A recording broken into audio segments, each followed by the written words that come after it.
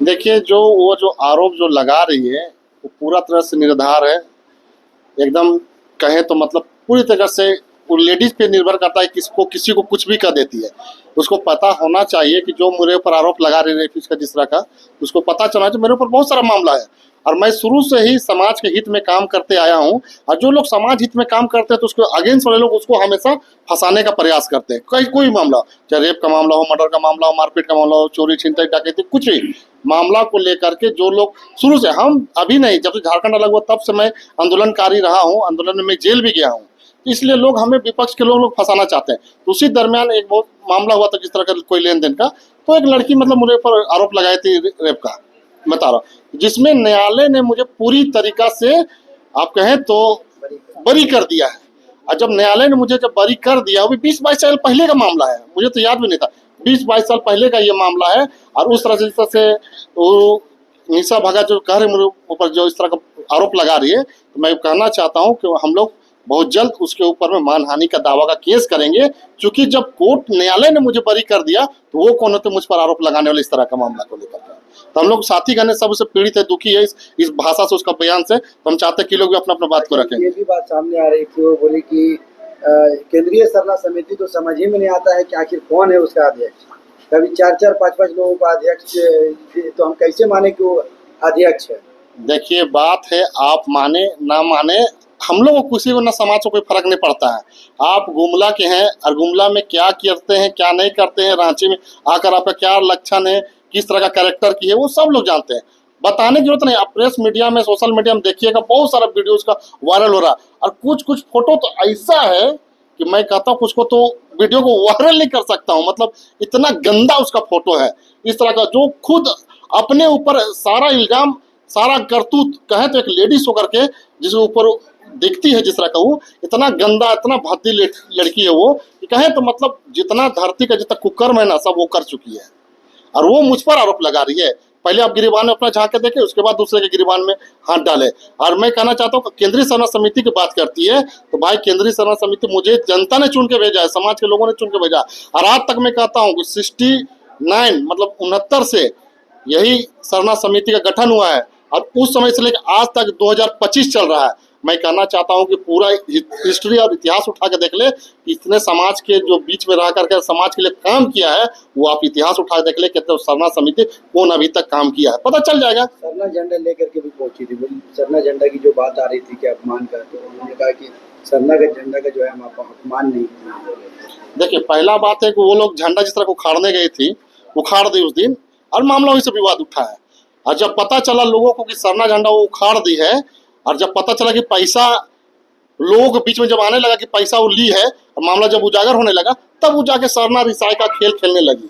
समझ गए ना, अपने आप को बचाव करने के लिए सरना रिसाई, और सरना रिसाई लड़ाने का मतलब आरएसएस से पूरी तरह से मिली हुई है ये लड़की, और पूरी तरह से सरना रिसाई को आपस में लड़ना चाहती है। और मैं बताना चाहता हूँ, बहुत सारे ईसाई लोग भी उसके ऊपर में फायर करने जा रहे हैं, बहुत सारा आदिवासी सरना समाज के लोग भी इसके ऊपर फायर करने जा रहे हैं। क्योंकि आप जो शांति बनी हुई है, सरना ईसाई का जो प्रेम भाव, एकता बना हुआ है, उसको आप तोड़ करके अशांति फैलाने का जो काम कर रहे हैं, उसके लिए बहुत सारे लोग उसके ऊपर में फायर करने जा रहे हैं, और हम लोग उसके ऊपर में फायर करेंगे। और मैं कहना चाहता हूँ कि आप पहले अपने गिरबान में झांके निशा जी, उसके बाद दूसरा को बारे में बोले। तो मैं चाहता हूँ कि कुछ मेरे भाई लोग इनसे भी कुछ बात करें। निशा भगत जो है अभी जो तरह तरह का बयान दे रही है, सरना ईसाई कर रही है, बाइबल के बातों को बोल रही है कि बाइबल में लिखा हुआ है कि सरना को हटाना है, बाइबल में लिखा हुआ है, तो प्रूफ करे ना, दिखाए कौन सा पृष्ठ और कौन सा अध्याय में लिखा हुआ है। ऐसी बकने से नहीं होगा, उसको टिकट का भूत सवार है, इसीलिए अलबल बक रही है। और रहा अजय दा को हम लोग भी जानते हैं, वो रैंप के समय भी बहुत बदनाम किया गया, इसके पीछे बहुत बड़ा षड्यंत्र है।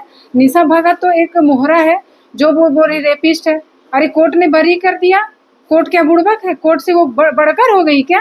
क्या वो वही साबित करेगी वो कोर्ट है कि कौन क्या है नहीं है, वो फैसला करने वाली वो कौन होती है?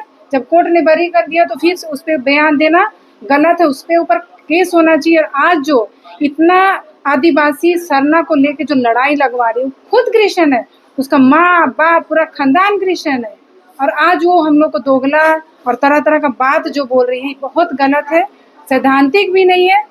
और इस पे हम लोग एक्शन लेंगे, पूरा आदिवासी समाज, मुनवासी समाज, क्रिश्चियन समाज, सारे सरना समाज, मुस्लिम समाज, सब लोग एकजुट है।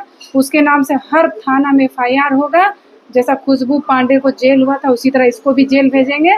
और ये मानहानि का दावा भी, और ये निशा भगत के पीछे कितना बड़ा षड्यंत्र कौन कौन है इसका पर्दाफाश हम लोग करके रहे हैं।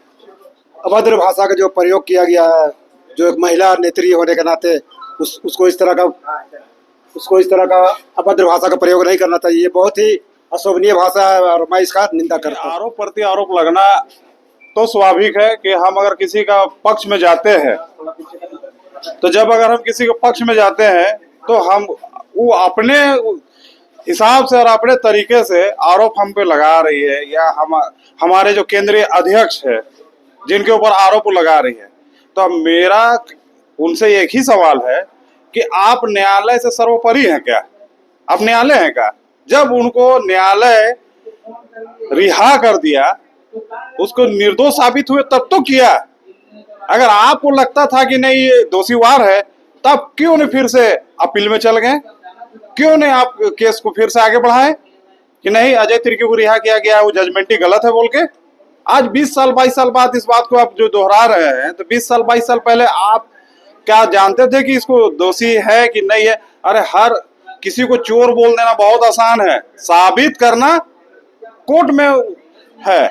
पुलिस भी किसी को अरेस्ट करती है, उसको ले जाके कस्टडी में डाल देती है, लेकिन कस्टडी से बेल होके निकलने के बाद वो अपने बचाव के लिए एक वकील रख के और वो कोर्ट में लड़ता है।